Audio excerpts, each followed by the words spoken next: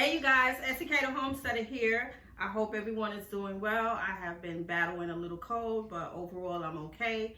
So in this video, you guys, I wanted to teach you guys how to make your own apple cider vinegar. Y'all know a couple of videos back, I did apple butter a couple of times, and I saved plenty of apple cores. So do not throw out your apple cores, and do not throw out your skin. All right, you guys. So there are plenty of recipes online that you can find to do this apple cider vinegar. So I'm actually going to be using these. They're approximately I would say 64 ounces, but I'm going to focus on doing like about 24 ounces in each jar. And what you're going to need for this is, if you have apple skins, rinds, or apple cores, you want to use that. You're going to need filtered water. Bottled water is good. Do not use your tap water. Chlorinated water, do not use that. And your sugar. So per cup, you're going to need a tablespoon of sugar per cup. So I already began to mix my water and sugar up. It's almost fully dissolved. And I actually did 8 cups, 4 in here and 4 in this one. And my sugar is still sitting at the bottom of here. So I'm just gonna give it a little stir. And also, you guys, I don't know if you guys are familiar with the pickled pebbles. I purchased these probably last year and I forgot that I had them. These are excellent if you're into fermenting. So it's actually a glass weight, and when you load your jars up, you just stick it down there and it helps submerge whatever you're trying to pickle, whether it's cucumbers or relish or salsa, whatever. So it helps submerge your fruits or your vegetables that you're trying to ferment down into the jar. So I'm gonna actually be trying those out, and you're gonna need towels and you're gonna need bands to secure the rims, and you're gonna be putting these in a dark place. You can put them in a box, you can put them in a closet. I tend to put things in the box and then throw it in the closet.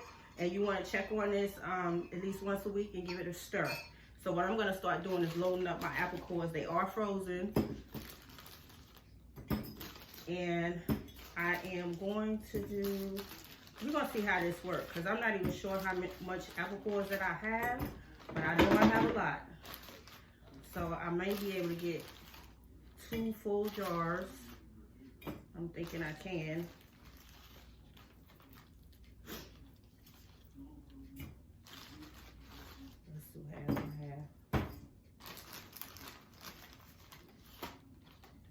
And this is my first time trying this, you guys.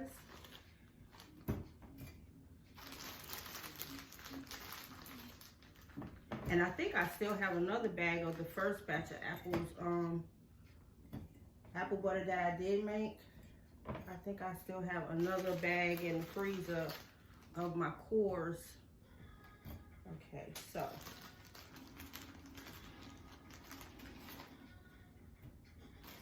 So this recipe calls for 24 ounce, and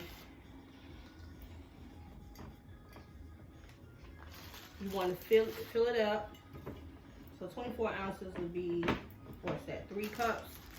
So you want to fill it up, and you want to make sure that they are covered. And you know something? I may be able to, I'm gonna do 1 full jar and probably 1 half jar, I think, or maybe I should do, I think I should do two full jars, because I think I could get it. So that would be actually 6 cups.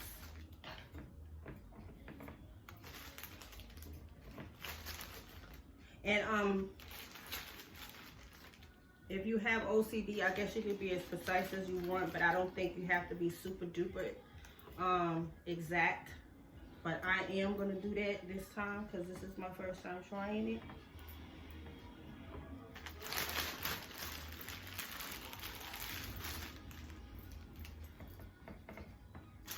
Yeah, I think I could do it, you guys. So when you fill it up, you want to make sure all your apple cores, everything is covered with your sugar water. Okay. And I'm actually going to use my little strainer.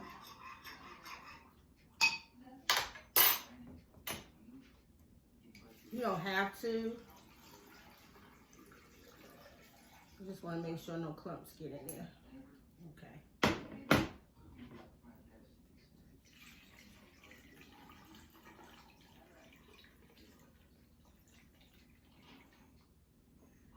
That one covers really well. So what I'm going to do is actually press these down some more. Oh yeah, that's perfect. That actually was perfect. And I almost started to do these in my 32-ounce jars, but I had bought these a couple of months back because I wanted to start storing up some oatmeal. Oh yeah, this is perfect. Perfect, perfect, perfect. All right, y'all see that? So you want to make sure your apple cores is submerged in that sugar water. And then you take your little stone pebbles and you add those in there like that, and you can always fish these out with the tongs, and that will, the weight will hold them down. And these, I think I got these on Amazon or eBay. These are easy to find out, so if you want to get some of those. Now you don't have to put, make sure your jars is clean and sanitized too. You do not have to put your rings and your lids on. What you want to use is a clean towel, and you want to cover it like so, and you can use some type of rubber band, and that's it. Check on it once a week, give it a good stir, it'll begin to ferment. You'll see bubbling going on in there. The organisms will be at work. The sugar will be pulling out everything out of the apple cores. And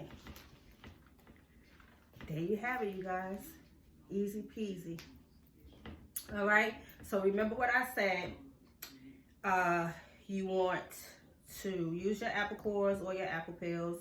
You want to use 1 tablespoon per cup of sugar. Again, I don't think you have to be that precise, but I was. You want to make sure that your apples are submerged down into the water, and you want to check them once a week, give them a stir, and you will see the fermentation going on with them as time goes on. And we already know the benefits of apple cider vinegar. Wonderful benefits for this, excellent to cook with, and there are very, very good benefits, health benefits as well. So you guys, I hope you guys enjoyed this video on how to make your apple cider vinegar. And Esikhomesteddah will see you guys on the next video. Thank you so much for tuning in and watching my channel. Make sure you give me a thumbs up, that helps a lot. And I will see you guys real soon. Peace.